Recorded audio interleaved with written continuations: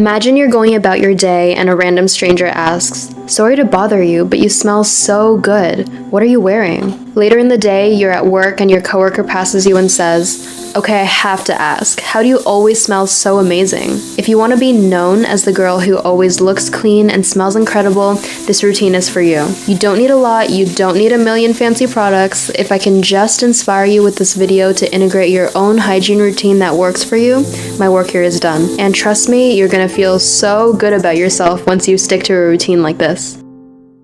First, we're going to start with the basics, and by that I mean oral hygiene. And we all know oral hygiene is important not only for your appearance and smell, but for your health. Did you know that your mouth health is directly linked to your gut? Crazy, right? So we got to keep this bad boy clean, and I'm going to teach you how. It might seem basic, but some of us aren't actually taught all the important steps of oral hygiene. Some of us only know how to brush our teeth once or twice a day, and that's pretty much it. But there's so much more to oral hygiene than that. I don't know about you, but I personally cannot stand the idea of myself having bad breath when I'm talking to anyone. Honestly, I give myself the ick just thinking about that, so I want to make sure that never happens. So I'm going to start with your nighttime oral hygiene routine, which should always start with flossing. Flossing is pretty straightforward, and I know a lot of people skip this step, but trust me, you don't want to do that. Sometimes, even when I feel like my teeth are really clean, and then I go in and floss, and a bunch of food comes out, which is gross, but goes to show that you never know what may be hiding in there. And you don't want to leave that in your mouth because not only is that horrible for your teeth, obviously, but people can smell it. Maybe that sounds extreme, but when you're standing close to someone, you can totally smell when someone hasn't flossed their teeth because brushing just can't get rid of everything. So make sure you floss. I hate to sound like your dentist, but trust me, you'll feel good about yourself. The next step I'll say is more optional but might surprise you, but this is where we actually want to go in with an anti-cavity mouthwash. A lot of dentists recommend you mouthwash before brushing because after brushing, you need to let the more concentrated fluoride of the toothpaste stay on your teeth, and this kind of helps to rinse out any loose food particles from after flossing as well. Next, we want to brush our teeth. Again, pretty straightforward. You just need to make sure you're getting all the surfaces of your teeth, including the back of your teeth. This is why I really recommend getting an electric toothbrush. If you haven't already, get on that, girl, because it makes cleaning the back of your teeth and your back molars just so much easier. My teeth literally feel so much cleaner when I'm using an electric toothbrush. Getting a good scrub on all the surfaces of your teeth should take about 2 minutes. And again, don't rinse after brushing. I know when I first started doing this, I was like, ew, I hate this feeling, but trust me, you get used to it. And it's not too bad because you're probably just going to sleep after. And that is your nighttime oral hygiene routine. Now for the morning. Now, if you're doing all the steps I said in the nighttime routine, theoretically, your breath shouldn't smell that bad at all, but it still happens. There's no shame about it. So we want to make sure that first thing in the morning, we're getting rid of any ounce of bad breath so that when we go to work, go to talk to people in the morning, we can feel confident that we smell great. So first step in the morning is to brush your teeth and make sure you're really getting in there, and make sure you brush your tongue as well, and probably the roof of your mouth too. And you want to get rid of everything on your tongue because the bacteria on the tongue is what leads to bad breath most of the time. And afterwards, you want to rinse with a mouthwash. And I swear by TheraBreath for this step. I literally will not use any other mouthwash. I freaking love this one. It's simply just the best mouthwash ever for fighting bad breath. It doesn't sting at all, which I hate when mouthwashes are full of alcohol or whatever chemicals that just sting so badly. This flavor specifically is very mild, so it just feels like a water rinse almost. And it's that simple. That is my oral hygiene routine. Next up, I'm gonna be walking you gals through skincare basics. I'm not gonna be telling you that you need a 10 or 20 step skincare routine because you do not need that at all. And if you have sensitive skin like myself, it can really do more harm than good for both your skin and your wallet. So there are 5 essential steps that you need every day. The 5 essentials that you need are an oil cleanser, a water-based cleanser, a moisturizer, a sunscreen, and a lip balm or lip mask or whatever you want. These are the essentials, okay? If you want to add a treatment step, absolutely, I love that, but it would totally depend on the needs of your skin. So for my evening routine, I first go in with my Hada Labo oil cleanser. You want to oil cleanse on a dry face and massage the oil in for about a minute. You can take your time with this as well and kind of treat it like a facial massage, really getting into the self-care mood here. After, you want to use a little bit of water to emulsify this and then rinse it out. Then you want to go in with an oil-based cleanser. I'm currently using the Haru Haru Wonder Black Rice Cleanser. I love this one because it deeply cleanses your face without being too stripping. Next, I like to go in with a skincare treatment. This step is, of course, optional, like I mentioned. My absolute favorite skincare treatment ingredient is niacinamide, so I tend to go for products that have this as the star ingredient. I absolutely love the Glow Recipe Niacinamide Serum. Look, I have super sensitive acne-prone skin, and I always hear that sensitive skin girlies should not use products with fragrance, but I truly believe that product formulation matters way more than the actual ingredients listed, because my skin loves this Glow Recipe Niacinamide more than any other fragrance-free niacinamide that's cheaper, and those ones would actually be too harsh and break me out because the concentration of the niacinamide is at like 10%, which is honestly too high. So my best advice is just try what works for you, but coming from an oily skinned, acne prone girly, I love this product. Another love of mine is the Beauty of Joseon Niacinamide and Propolis. This is a good, cheaper alternative to the Glow Recipe one. And the last serum I have in my collection is the Estee Lauder Night Repair Serum.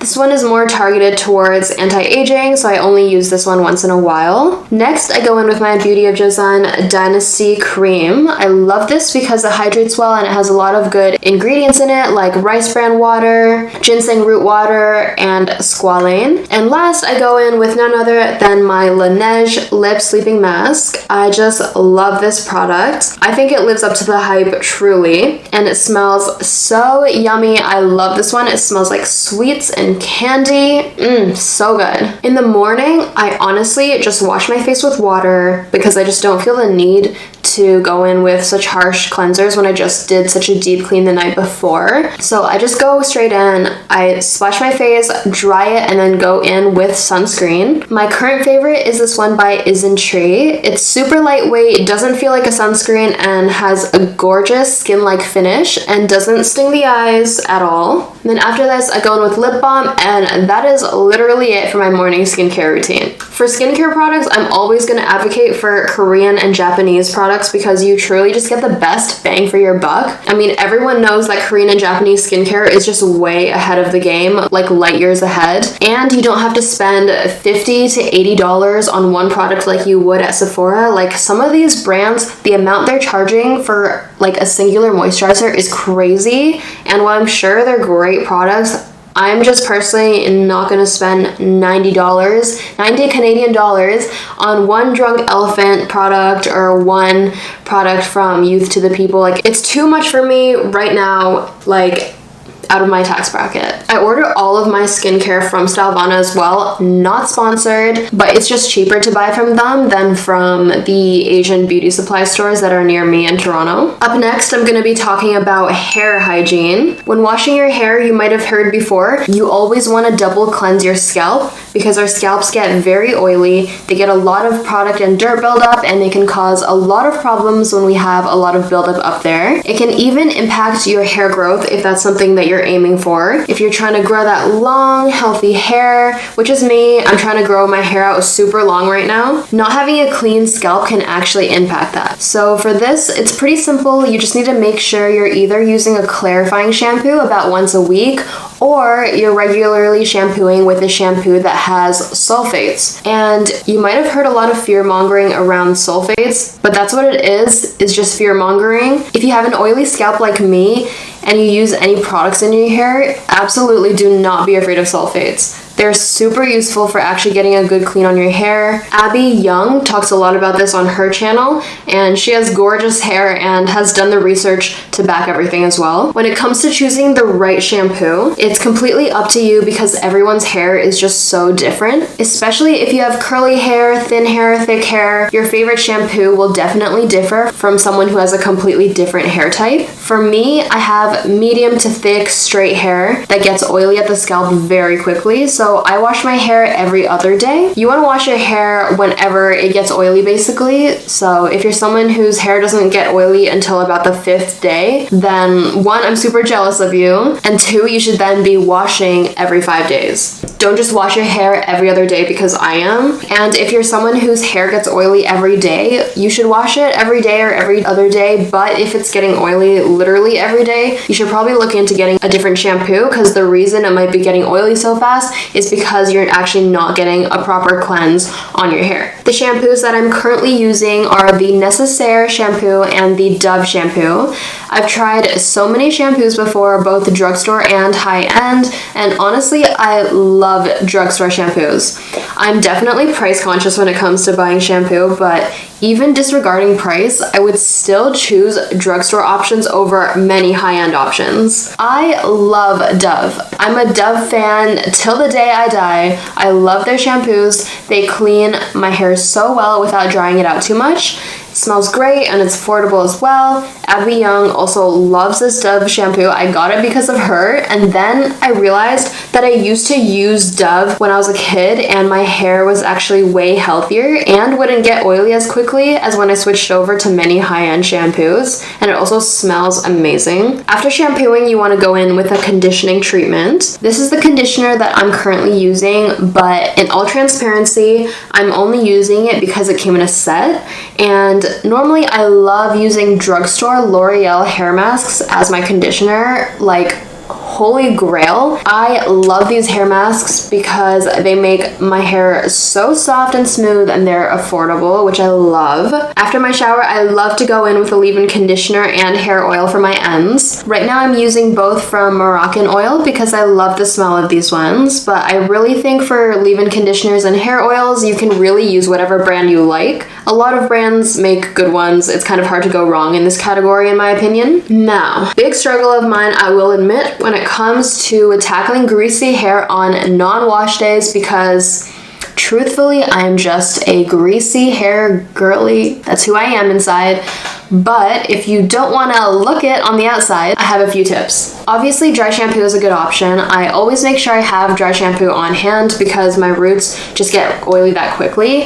However, what I love more than dry shampoo is, say I'm on day 2 and I'm not washing my hair today, but I want to go out and look amazing. The front strands of my hair always get greasier faster than the rest of my hair. I simply just give it a quick shampoo and blow dry right in the sink, and it literally takes 1 minute and my overall hair just looks so much fresher. This is definitely a hack for the girls who have bangs or curtain bangs or longer bangs like I do, which always tend to get greasy faster than the rest of your hair. Alright, so I heard you girls needed some tips for down there, and I got you covered. For cleansing her, we would need to keep it super simple.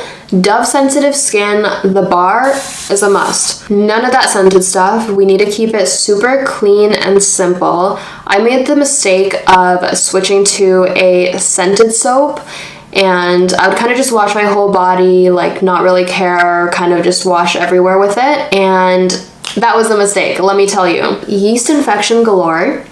Yeah, I definitely had to switch back to my Dove unscented soap, and because I like to wash my body with a scented body wash, I just go in with the rest of my body with my regular body wash, and then down there I switch to the Dove. And you don't want to be washing inside, just around it, okay? And you're literally good to go. If you're going in there and shaving as well, the Dove sensitive skin bar soap works wonders. I literally just use that as well. You don't need any fancy shaving cream, like literally go in with the Dove soap. Make sure your hair's at an appropriate length to shave and just get right in there. And because the Dove soap isn't stripping or anything, like it doesn't cause any problems for me, and it works perfectly. For body care, this might be really controversial, but I don't use a loofah. I don't think it's necessary. I don't think there's anything wrong with it, but for me, I just don't use one. But if you do, make sure you're replacing that bad boy at least like once every couple weeks, because like bacteria central on a loofah, it's always like wet, and so bacteria is obviously gonna grow on that. Yeah, but for me, I don't think it's necessary at all. Like when you wash your hands, you're not going in with a loofah and scrubbing it. Like you're just washing and it's clean. Like you're still clean without a loofah, okay? But I do exfoliate once a week. I use this Dove exfoliator, this scrub. It smells really good, like white rice and peaches, and I literally just will exfoliate my arms and my legs and the rest of my body if I'm feeling like it, but it's mostly my arms and legs that need more exfoliation. Make sure you're washing your body every day, and then go in after and moisturize with your favorite scented lotion if you want to smell amazing. I'm using this one that I got from Urban Outfitters, which I love because one, the packaging is adorable, and it's this pink buttery lotion and it smells so good.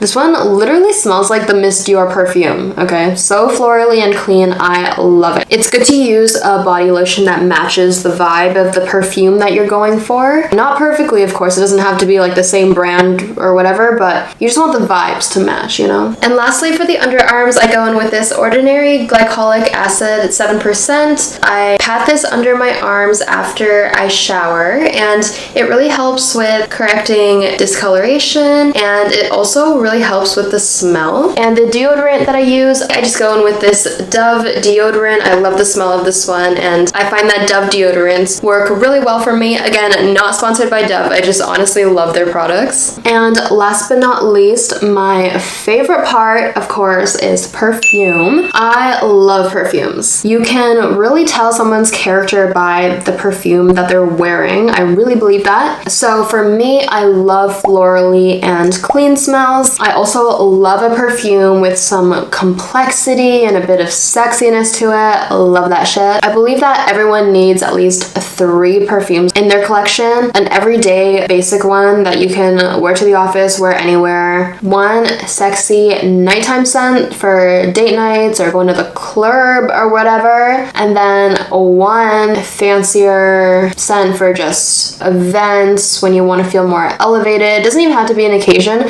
Just when you're like, I'm gonna be extra dressed up today, I'm gonna wear this fragrance. My favorites in my collection right now are the Caroline Herrera Good Girl Blush.